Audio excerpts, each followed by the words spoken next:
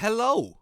Almost a year ago, I decided that I would write down every time something happened on wrestling Twitter, so that when we reached the end of the year, I could look back on all the good times that we've had together as a community. It's now December. This is basically your Spotify Wrapped, but for Twitter arguments. Big Swole offers AEW some thoughtful, insightful criticism on their lack of diversity, to which Tony Khan responds with, "I let Swole's contract expire as I felt her wrestling wasn't good enough. AEW Rampage Street Fight tonight!" Ron Funches makes a weird joke about an underage wrestler. Dave Meltzer makes a joke about WWE holding Elimination Chamber in Saudi Arabia because Auschwitz has COVID restrictions. And Louis Dangor. This isn't the first time this character will pop up in this video, so I'm going to introduce him now. And firstly, I want to look at the positives. Louis Dangor has never contributed to the genocide in Myanmar, and to this day has never voiced any support for the Russian invasion of Ukraine. So, as you can see, plenty to like about him. He's probably normal enough, he's young, he's probably grand to talk to, and I don't want to crucify anyone in this video, but fuck me. He's a European man who calls himself a journalist, but the plot twist is we don't have any wrestling journalists in Europe. We have marks with microphones that have no inside sources, no connections to the industry, no knowledge of their local scene, nothing. When a major abuse scandal happened in Europe, the only people who tried to hold their local promotions accountable were random fans on Twitter, because the journalists were too busy going, "I got to do a Zoom call with Triple H," but we'll get to that later, right? Anyway, back to Louis Dangor, and again, nothing against him as a person, but he's WWE's #1 cheerleader, and they can do no wrong in his eyes, and instead of getting offended over WWE doing a show in Saudi Arabia, he gets offended because Dave Meltzer, a Jewish man, makes a joke referencing the Holocaust. Rey Mysterio makes the cover of the next game, and it led to this abysmal take that got a very hefty ratio. Mustafa Ali requested his release, and he's still there. Almost a year later. Wrestling promotions you should watch more. OVW, of course.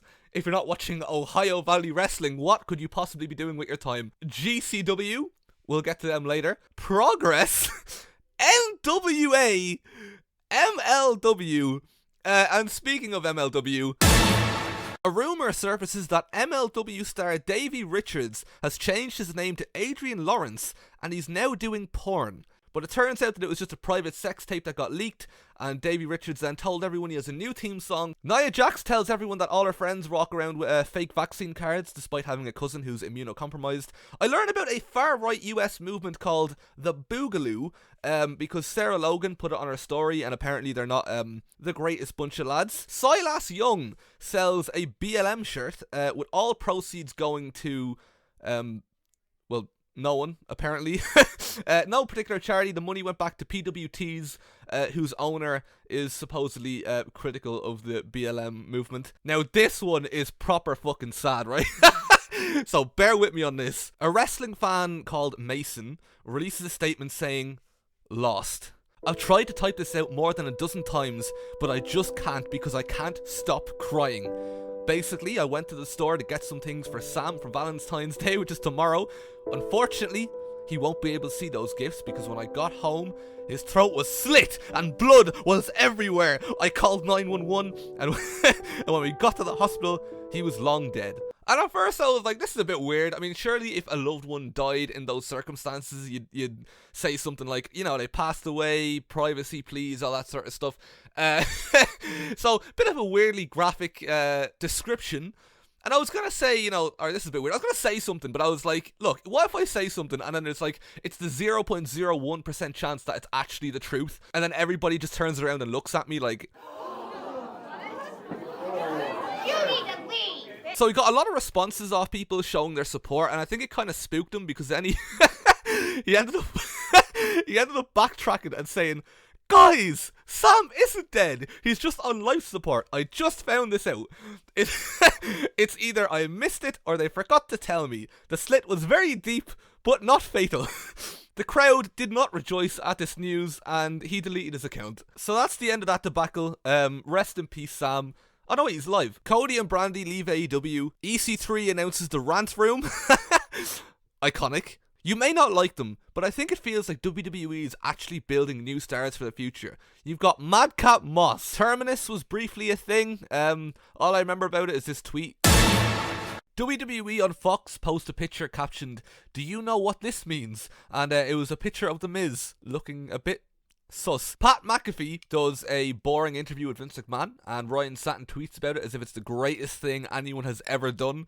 Pete Dunne gets a new name, and everybody's laughing at how bad the name Butch is, while Butch Armstrong sits in a corner and cries. Louis Dangor, he's 3 for 3. He comes back and he says, "You don't have the right to be disappointed if a wrestler you enjoy watching goes to a promotion you don't like, because what you like apparently doesn't matter as a viewer, and you should just be happy that this person who you have no personal relationship with whatsoever is happy." Keith Lee looks like he says, "That is perplexing," and rubs his chin when he doesn't understand something. Keith Lee looks like he licks his finger every time he turns a page while reading. Keith Lee looks like he signs the guest book when he visits a museum. Sammy Guevara and Ty Conti have sex with the TNT belt, and Eddie Kingston points out that it was a tribute for Brody Lee. What a Maneuver released a weird right-wing shirt that gets ratioed to bits. Triple H retires, and Alexa Bliss snitches on him by blaming him for all of the Alexa Bliss playground stuff. Cody Rhodes shows up in AEW. Jobber, forgive the crass analogy, but this feels like when we dropped the bomb in World War II and AEW was Hiroshima. We took one of their founders and held one of the biggest shows of all time. Victory is near, my friend. Thank you so much for fighting the good fight. The more quotes I see from Cody, the angrier I get at him. At first, it just felt like a major fuck you. Now it looks and sounds like it too. He never cared about AEW. That much is clear. It was simply a game to him. A way to make WWE jealous enough to beg him to come back. Nash Carter gets released for a Nazi salute. Tony Khan complains about anti-AEW bots. There's speculation over whether or not Jon Moxley returns to WWE. The Crash decide to book Marty Scurll and Travis Banks together in a tag team, which obviously didn't go down too well. But some people liked it. Some people thought, the suggestive tag team names that could potentially work. Hangman puts a barbed wire crown on Adam Cole on Good Friday, which upsets a number of different people. Pat McAfee calls Pete Dunne the rabid Wolverine. People rip into this fella over some picture that he had with Mickey James, and Mickey James wrote a college thesis sticking up for him. Bo Dallas gets a bit weird. Some woman decides to bring Jack Gallagher on her podcast, and when somebody points out, speaking out and all that, she just responds with, "Had to be one." Like, guys, has to be one person who brings up those pesky sexual assault allegations. The Sportster do an article about deathmatch wrestling that gets ratioed so badly they delete the tweet. Dave Meltzer says that Stardom has the best women's wrestling, and a not salty whatsoever Rosemary responds in a perfectly reasonable manner. Ryback says some not nice things about Vince's mom. GCW does a dumb spot that gets a lot of attention. I don't like posting stuff like this, but please don't do death matches on a family-friendly show. There's a time and a place for it, and this definitely is not it. But I'm not even going to show you the actual clip of the blood. I'm just going to show you a picture of the audience, because I think that tells the full story. Stokely Hathaway verbally annihilates NXT UK. You put me number 1 on the FBI's most wanted list. Kidnap 3 families. Shoot up the Popeyes down the street. Yeah, picture in the program with Ilya Dragunov. Fightful tweet weird shit during Backlash and nobody really knows why. After a trivial argument, AJ Gray tells the fan to stop talking to him and that he has a gun in his car because he's very tough and cool. Kota Ibushi voices his displeasure at New Japan, but the translations don't really work, so nobody knows what he's saying. Dave Meltzer claims that his opinions don't affect his ratings, but that his ratings are also subjective. A wrestler flips a fan's hat off his head and the fan retaliates by loafing him with a headbutt. I see Pro Wrestling Noah like a private club for only the most intelligent of pro wrestling fans. I want to be a big time representative of that club, helping to search for those kind of fans to join us. Wrestling Entertainment Series UK, the lads announce Braun Strowman versus Alistair Overeem for the low price of, oh Jesus. Joey Janela nearly burns down the venue by setting himself on fire without a fire extinguisher. He also tells somebody to kill themselves and then bottles it shortly afterwards. Jackson Riker goes on a mad one, but for Jackson Riker I suppose this would be considered quite a normal one, actually. Brett Lauderdale is accused of getting fake COVID tests to do all his shows during the pandemic. Nikita Lyons uses a song in one of her TikToks that has some very interesting lyrics. OMG, ran into Keith Lee and Samoa Joe. Best day ever. Kane tweets some weird shit about guns and X-Pac is disappointed. Some fella decides to start a tweet by saying, David Starr is a good friend of mine, and he gets a big hefty ratio. Finally, the biggest scandal in wrestling today is addressed as Rhea Ripley is eventually called out for plagiarizing her look from Thug Muffin. After signing a contract with IWTV and then deciding to change their mind and cancel the contract with a Twitter hashtag, GCW finally announced a settlement series with IWTV. There's rumours of a scandal going around with Vince McMahon about some hush money, but forget that! Tony Khan has hugged Cesaro. Insanity. Warrior Wrestling announced the return of Tessa Blanchard, and that goes down pretty well. Wrestling Entertainment Series continue to announce Nia Jax, even though she claims that she won't be at the show, and then eventually it's cancelled, and I'm devastated. And now my video looks fucking stupid now as well. Kid Bandit learns the concept of a social media manager. Jordan Grace puts a tweet out about Chris Benoit that is so spicy it upsets two completely different groups of people for two completely different reasons. First of all, you have the people who say, hey, how dare you say that a man who killed his child should burn in hell? That's crazy. But also you've got the nerdy types who are like, how dare you say that Chris Benoit wouldn't be able to hang with today's wrestlers? Anyway, she upset his mates and ended up donating thousands of dollars. Michael Elgin denies stealing protein powder. Effie decides to hump some girl's face in a match and just generally showcases a style that can only be compared to Joey Ryan, but then people get pissed when you call him the next Joey Ryan. Zach Gibson gets repackaged and they still haven't changed him back. Please change him back. Vince McMahon announces his retirement because he's 77. No other particular reason was given, he just decided to step down. Two fans leave skid marks on their seats at an independent wrestling show in America, and I'm not even going to show you the picture because it's fucking vile. Progress announced that children can now attend shows. Come on, let's be mature about this. No need for the jokes, alright? No need. Charlie Evans declares that she has been shadow banned, and I'm not going to lie, this is an absolutely brilliant excuse, and I'm 100% going to steal it from now on. If my tweet doesn't get enough likes, shadow banned. If my videos don't get enough views, shadow banned. If my dad goes to get cigarettes in the shop and never comes back, shadow banned. A fan claims that there is one promotion who does lucha wrestling better than anywhere else in the world. GCW, and that is one of the heftiest ratios I've ever seen in my life. A celebrity turns around and declares her love for WWE, and wrestling fans in response decide to completely embarrass themselves. Sean Ross Sapp and Billy Batty have a confrontation. I don't know who this Bill fella is, but after seeing this picture on my timeline about 50 billion times, it turns out that neither man actually punched each other, so it really nothing happened. Transgraps. This was insane. I nearly made a full video about this at the time, right? Basically, someone booked a wrestling show so they could fly in a Japanese wrestler and have them sleep in their house, and then they tweeted weird shit about them while they watched them sleep, and the show absolutely flopped financially. And then it turned out the promoter was a mark who got their mat takeout a loan to fund the show, and then she resigned from her own social media brand and wrote this big statement saying, we do not believe she is a malicious person, even though it's literally her own social media account and she's literally writing this about herself. Fans pay $130 for an incredibly awkward socially distanced picture with Sasha Banks and Naomi. Thatcher Wright calls out Paddy the Baddy and Molly McCann, but nobody knows what wrestling is, so it gets a lot of attention from people thinking that he's not playing a character. Naomi unmasks Kalisto with a selfie. A fan cries because he doesn't know who Mance Warner is. Phoenix Wrestling shuts down, and I'm not very happy. NXT UK shuts down, and I'm fairly happy. GCW fans get into recovering alcoholic Jon Moxley's face with cans in his entrance. Also on the show, Blake Christian cuts the worst promo in history, and Effie's punches are so bad that it gets a fair amount of attention on social media.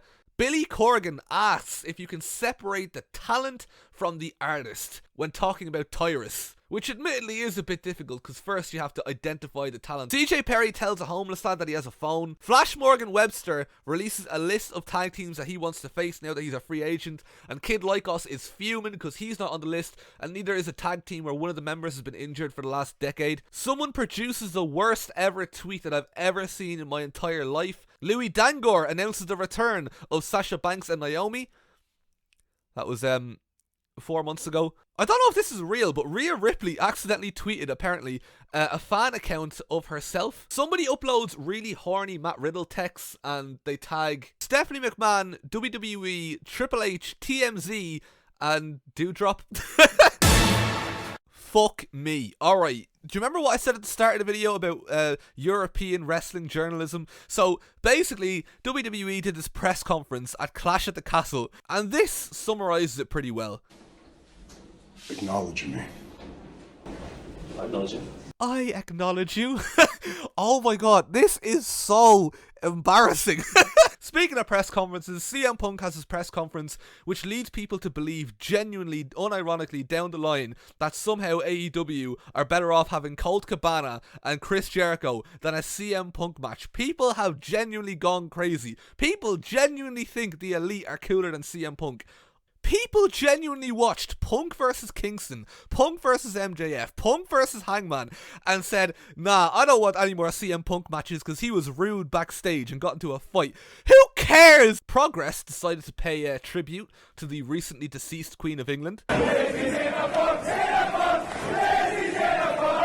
Sorry, that was the wrong clip. It was actually just a picture. Bobby Fish expresses his hatred for CM Punk, but we'll get to Bobby Fish later. Progress donated to the Tories. Wrestle Carnival announced a new faction called The Great Reset, led by anti-vaxxer Mark Haskins. And apparently The Great Reset is also the name of some weird anti-vax conspiracy kind of thing. Louis Dangor shits on Progress, but to be fair, his criticism is actually not really that bad. It's quite a standard, normal criticism you'll see. But he gets a bit of backlash off all the wrestlers and he shits himself and backtracks on it. Luigi Primo gets his 15 minutes of fame in AEW and then blows it by being a complete freak. And Rob Van Dam revealed the actual gear that WWE wanted him to wear, and it's it's shy. Shreddy Breck, cool name to be fair, says he's wrestled in England, Wales and Scotland and now wants to wrestle in Ireland to complete the United Kingdom. If you don't understand why this is wrong and bad and the worst thing ever, please leave my channel. I don't really want to talk to you. My notes say Sammy Guevara and Andrade shoot each other. I'm going to assume that was meant to be shoot on each other, but I don't actually remember any of this. Kid Bandit begs for money, which leads to Ethan Allen doing something I have not seen a wrestler do in years. That's fucking bollocks. He got a British wrestler over on Twitter. I have not seen that in a long time. The boom is back. Then this spot happened in Progress and everybody laughed at it and it completely killed all the momentum that British wrestling had thanks to Ethan Allen.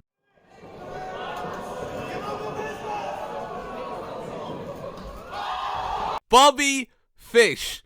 In the Orfield Laboratories in Minnesota, you actually have the quietest room in the world, right? Not as quiet as the Impact Zone during this moment. And I mean, folks, where's the lie? WrestleCringe flexes on Twitter by revealing that they spent $2,500 on WWE tickets.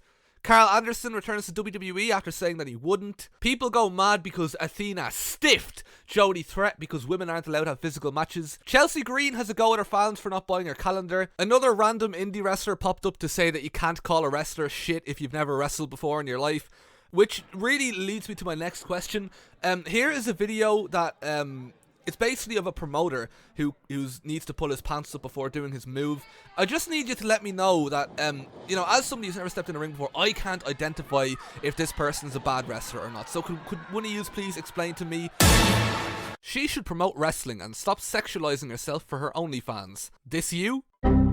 Progress promote a show with 11 matches on it as if that's a good thing. This fella posted a really bad Samoa Joe take. Ethan Page got hacked when a beautiful woman stops you on the street and says, "Excuse me, are you Kevin Gill?" Ah, it's so relatable, so relatable. It's a commentator thing, you just wouldn't understand. There's debate over whether or not Sarah Logan ripped off Max the Impaler. Coventry Pro Wrestling runs a show with actual literal children. After selling t-shirts that are pride themed and saying hashtag everybody welcome, Progress do a show in Dubai where gay people are not welcome, and then TNT counter this by running Effie's Gay Brunch in the UK, but they also have the exact same owners as Progress. Some lad starts beef with Renee Paquette for absolutely no reason. Scotty 2 Hottie refuses to wrestle women. Some t-shirt companies start beef over a football kit. Rhea O'Reilly welcomes back Sid Scala with open arms, despite the fact that he has never once acknowledged his allegations, and it's her job to work with the government to make wrestling safer in the UK. But She does reply with a statement that provides zero evidence to back her decision. AEW block a fan on Twitter. This fella thinks that CM Punk should come back and apologise to kill off absolutely any interesting or engaging stories you could do with his return. The modern day Rock and Undertaker. He's talking about LA Knight and Bray Wyatt. A no DQ writer tells women how to look, and Gail Kim slags off Aoife Valkyrie's new name. Ring of Honor charged people €40 for their latest pay-per-view. Mia Yim is forced to deactivate her Twitter after fans give her abuse for having a picture with Austin Theory because women aren't allowed to have friends. Mandy Rose gets fired. Lacey Evans thinks that autism and ADHD are new inventions. And WXW, the most egregious thing to happen all year, is saved till the very end. When you see what they've done, you will be shocked. I know I'm shocked, alright?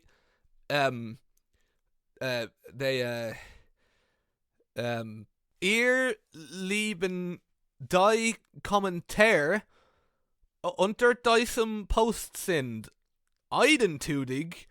Ich denke es... I'm gonna end the video now.